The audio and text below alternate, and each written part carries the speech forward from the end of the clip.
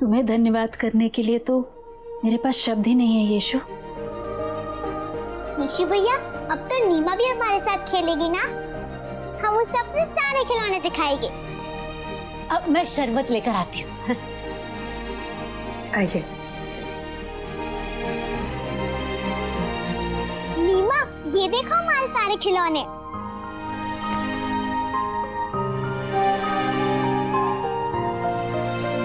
ये लो नीमा।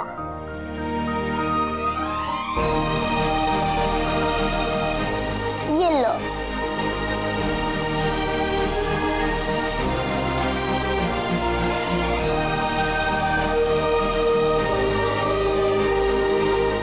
यीशु, तुमने मेरा पूरा जीवन हमेशा के लिए बदल दिया। इसके लिए मैं और मेरी माँ हमेशा तुम्हारे आभारी रहेंगे।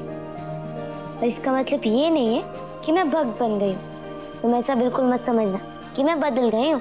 मैंने तो ऐसा कभी नहीं कहा कि तुम्हें बदलना होगा नीमा।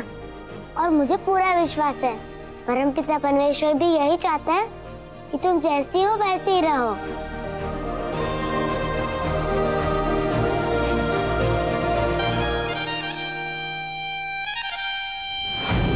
सच पूछो तो ईश्वर का असली संदेशवाहक यीशु ही है।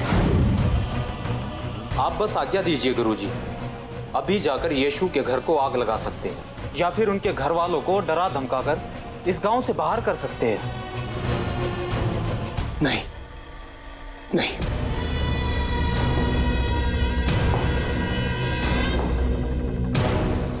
आज तो जैसे तैसे संभाल लिया मैंने, लेकिन लोगों की नजर रहेगी अब उस पर। तो फिर अब क्या करना है गुरुजी? मैं करूंगा, कुछ करूंगा। इससे पहले मैं चिल्लाता था और यीशु मुस्कुराता था, लेकिन मेंढक के उछलने की भी एक सीमा होती है। अब पासा पलट जाएगा। ऐसा कुछ करूंगा मैं कि मैं मुस्कुराऊंगा और वो यीशु चिल्लाएगा। प्रभु, तेरी माया, कहीं धूप कहीं छाया, यीशु।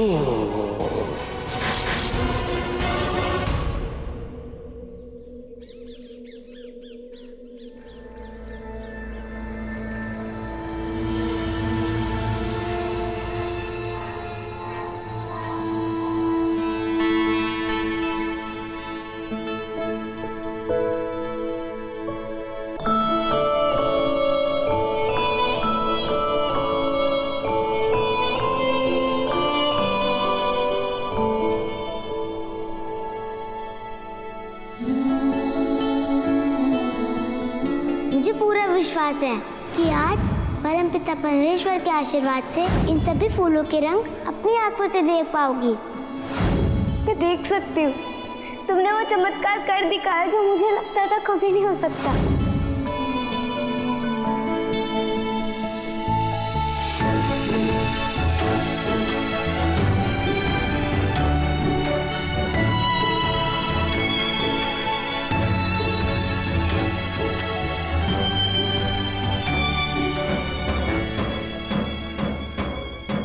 सुनो सुनो, महत्वपूर्ण सूचना है आप सभी के लिए। ये कैसी आवाज है? यीशु भैया जल्दी उठिए, मन्नू आया है। उसने बताया कि बाहर पाठशाला के खुलने की घोषणा हो रही है। अब हम भी पाठशाला जाकर पढ़ाई कर सकते हैं। चलिए ना यीशु भैया। चलो। सुनो सुनो सुनो, महत्वपूर्ण सूचना है आप सभी के लिए। गांव की पाठशाला शुरू होने वाली है। पिताजी, इस साल मैं पाठशाला जा सकती हूँ ना? हाँ बेटा, क्यों नहीं, आपको भी पढ़ना चाहिए। लेकिन पता तो चले कि ये पाठशाला शुरू कब होगी। हर साल की तरह इस साल भी सभी नए विद्यार्थियों को पाठशाला जाकर दाखिला लेना होगा और सभी माता पिता को सूचित किया जाता है कि आज ही दाखिला करवाना जरूरी है, क्योंकि पाठशाला आज ही शुरू हो रही है। ओहो, पढ़ाई करनी पड़ेगी। पिताजी, मैं घर पर ही पढ़ लेता हूँ ना, पाठशाला जाने की क्या जरूरत है?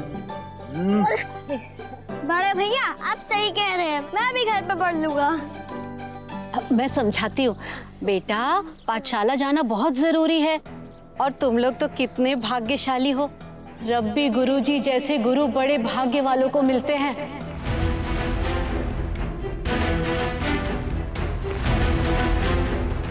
क्या हर साल पाठशाला इसी समय पर शुरू होती है मन्नू? नहीं, छुट्टी 1 महीना और रहती है, पर पता नहीं इस बार इतनी जल्दी कैसे खत्म हो गई।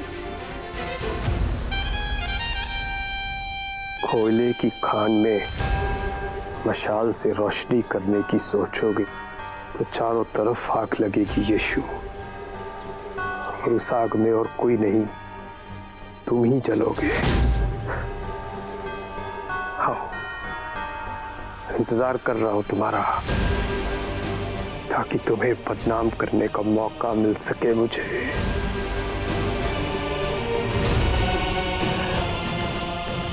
जल्दी करो, पाठशाला को आरंभ करने के लिए बहुत सी तैयारियां करनी है। जाओ जल्दी करो, उधर का काम करो जाकर, पहले जाओ। आज दोपहर में रब्बी गुरुजी पहली कक्षा शुरू करने वाले हैं। आप सभी लोग अपने अपने बच्चों को लेकर समय पर पहुंच जाइएगा। सुनो सुनो सुनो, रब्बी गुरुजी पढ़ाएंगे? फिर तो मैं अनपढ़ ही ठीक हूँ, और यीशु को भी नहीं जाना चाहिए, कम से कम तब तक जब तक रब्बी गुरुजी का गुस्सा शांत नहीं हो जाता। नहीं याकूब, मैं पाठशाला जरूर जाऊंगा। बेटा, क्या वाकई तुम उस पाठशाला में पढ़ना चाहते हो? आप ही तो कहती है कि ज्ञान परमपिता परमेश्वर का उपहार है, तो फिर मैं उनका उपहार पाने में देर क्यों करूं? और मेरे मन में रब्बी गुरुजी के लिए कोई बुरा भाव नहीं है, क्योंकि जो कुछ हुआ उसका परिणाम तो अच्छा ही हुआ ना। तो चलो ठीक है, फिर जल्दी सब बच्चे तैयार हो जाओ, पाठशाला में दाखिला के लिए अभी निकलेंगे। चलो बच्चा, आजा आजा, चल चल। क्या बच्चों का रब्बी गुरुजी की पाठशाला में सीखना सही होगा? मेरा मतलब है, शिक्षक तो वो होता है जो विद्यार्थियों को सही राह दिखाए, ना कि वो जो ईश्वर का नाम लेकर अपने स्वार्थ के लिए लोगों को गुमराह करे। तुम सही कह रही हो मैरी, किंतु गांव में पाठशाला एक ही है, और जब यीशु के मन में गुरुजी के लिए कोई द्वेष, कोई बुरे भाव नहीं है, तो हमें भी नहीं रखने चाहिए।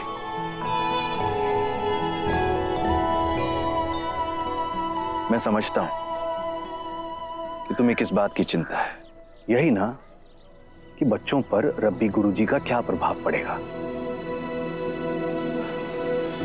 शायद ईश्वर यही चाहते हैं कि उनका पुत्र उस पाठशाला में दाखिला ले और रब्बी गुरुजी को सही राह दिखाए। आखिर हमारे यीशु के जीवन का मकसद भी तो यही है ना, भटके हुओं को सही राह दिखाना। आप सही कह रहे हैं, मैं अभी अपने बेटे को तैयार करती हूँ। चलो बैठो, तुम भी बैठ जाओ। चलो, शरारत मत करना अब इसके बाद।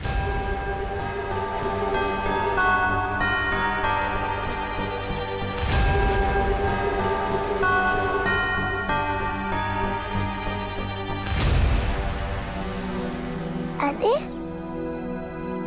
तुम फिर आ गई। काश कि मैं अपने साथ तुम्हें पाठशाला ले जा पाता।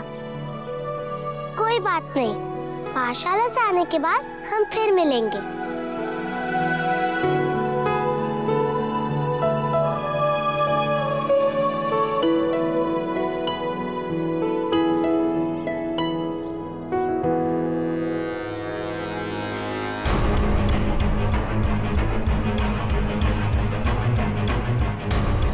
माता पिता को अंदर जाने की आज्ञा नहीं है, अपने बच्चों को यहीं छोड़े और लौट जाए। हमें यहाँ नहीं आना चाहिए था यीशु। चिंता की कोई बात नहीं है, सब ठीक होगा।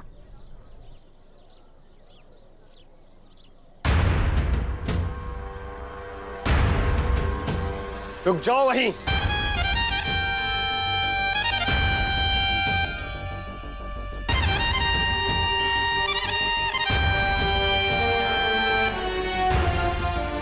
ये विद्या का स्थान है। यहाँ आने से पहले अपना स्थान अर्जित करना पड़ता है।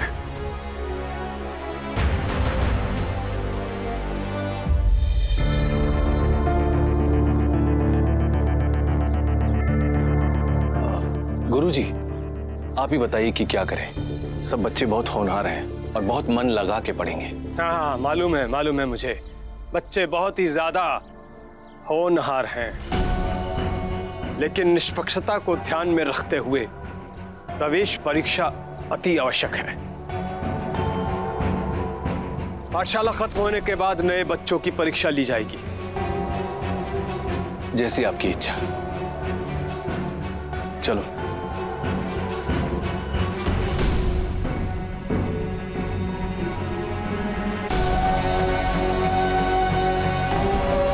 ये प्रवेश परीक्षा ऐसी होगी कि जिंदगी भर नहीं भूल पाओगे तुम।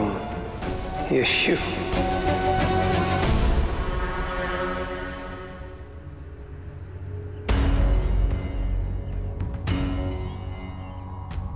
मैंने सब जगह देख लिया, महल से संदेश लेकर कोई पक्षी नहीं आया अभी तक। उम्मीद है कि जॉन सुरक्षित महल पे पहुंच गया होगा।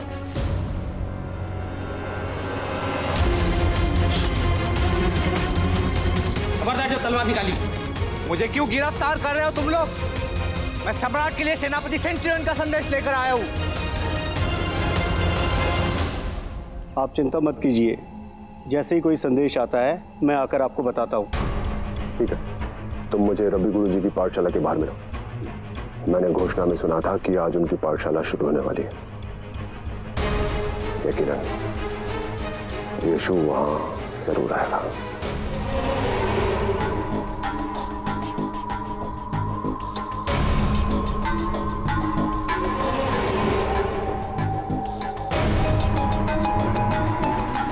यीशु और यीशु के परिवार का कोई भी बच्चा आज पाठशाला नहीं पहुंचा है। ऐसे कैसे हो सकता है?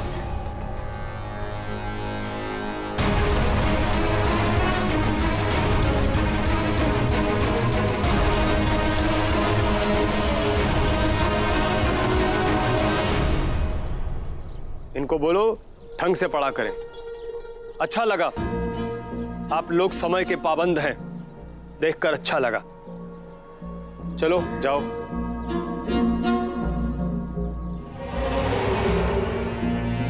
कुछ खास लोगों का इंतजार कर रहा हूं मैं। उनके आते ही प्रवेश परीक्षा आरंभ होगी।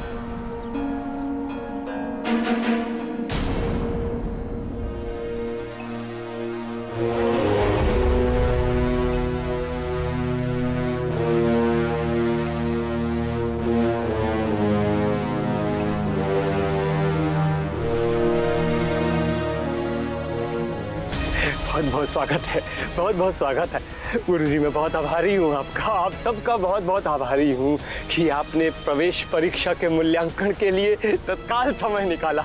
बहुत बहुत आभारी हूँ। क्या ये लोग लेंगे हमारी परीक्षा? ऐसा तो पहले कभी नहीं हुआ। प्रवेश परीक्षा के लिए इतने बड़े बड़े गुरुजी को कभी नहीं बुलाया रब्बी गुरुजी ने।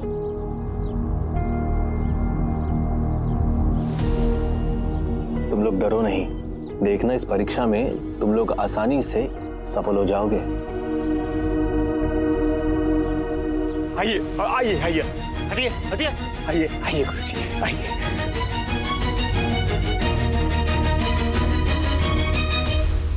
बेटा, घबराना बिल्कुल नहीं। हाँ,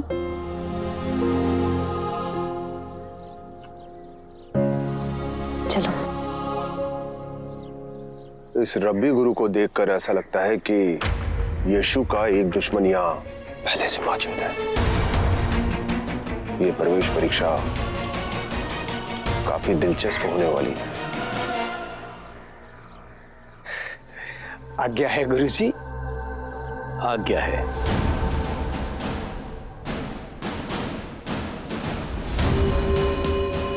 अब परीक्षा आरंभ होती है। जिस बच्चे को बुलाया जाए वो आगे आकर प्रश्नों का उत्तर देगा।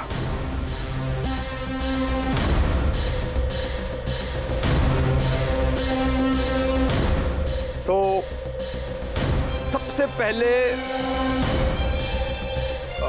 हाँ, तुम आओ।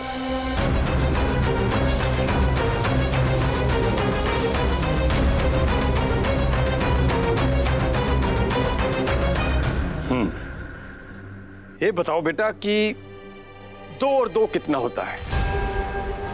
2 और 2 4।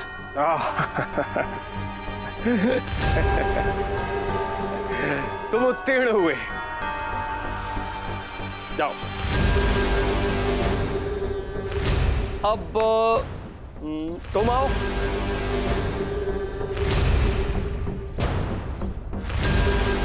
ये बताओ कि आसमान का रंग क्या होता है? बड़े भैया कहते हैं नीला।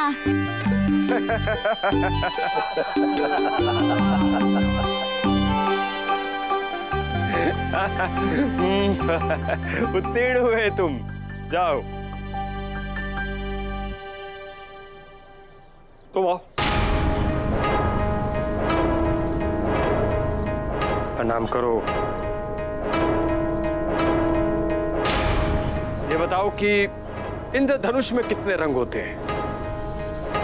धनुष में रंग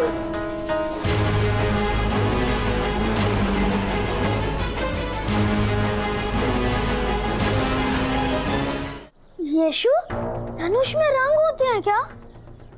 धनुष में नहीं, इंद्रधनुष कब कहा है? इंद्रधनुष में कितने रंग होते हैं?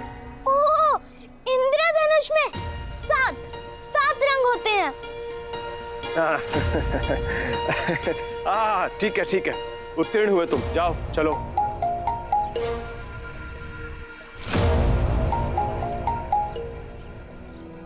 माँ, जब मैं देख नहीं सकती थी तब मैं पाठशाला नहीं आ सकती थी, लेकिन अब तो मैं पाठशाला में पढ़ सकती हूँ ना। बेटा, ये तो तुम्हारे पिताजी ही तय करेंगे।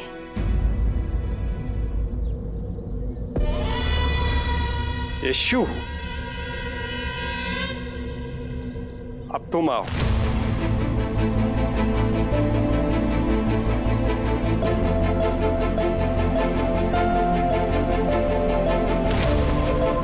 घबराना नहीं।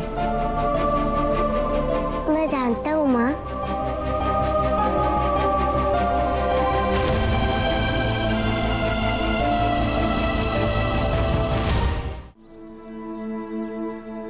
मुझे भी प्रवेश परीक्षा में हिस्सा लेना है यीशु भैया।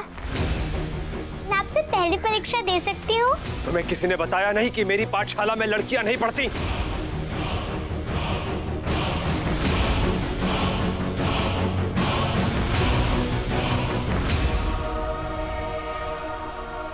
गुरुजी, आशा का दिमाग बहुत तेज है, कृपया करके इसे भी पाठशाला में पढ़ने की अनुमति दे दीजिए। कोई जरूरत नहीं है। लड़कियों को आखिरकार घर गृहस्थी ही संभालनी होती है। क्या करेंगी वो पढ़कर? चलो छोड़ो ये सब बातें, समय बहुत कम है। आगे आओ और आकर परीक्षा दो।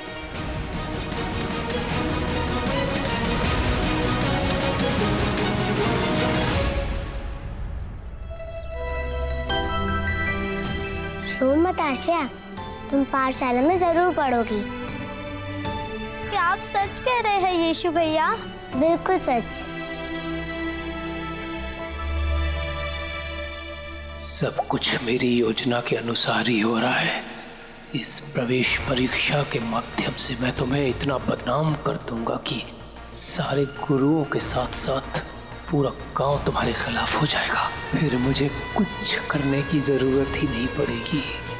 लोग खुद ही तुम्हें धक्के मारकर गांव से बाहर निकाल देंगे। क्या आप ये नहीं जानते कि आपका, मेरा, हम सबका शरीर एक मंदिर है जिसमें आत्मा के रूप में खुद परमपिता विराजमान है? फिर उनका आशीर्वाद पाने के लिए मंदिर या कहीं और जाने की क्या जरूरत है? तुमने कभी सोचा नहीं होगा कि अपनी कही बातों में ही इतना उलझ जाओगे तुम। आओ यीशु, आगे आओ।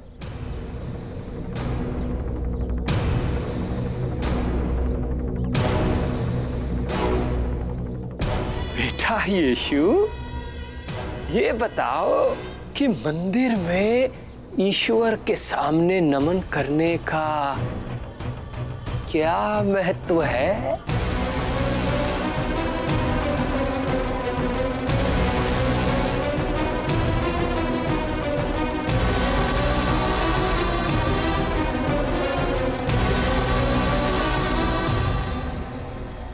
बताओ बताओ।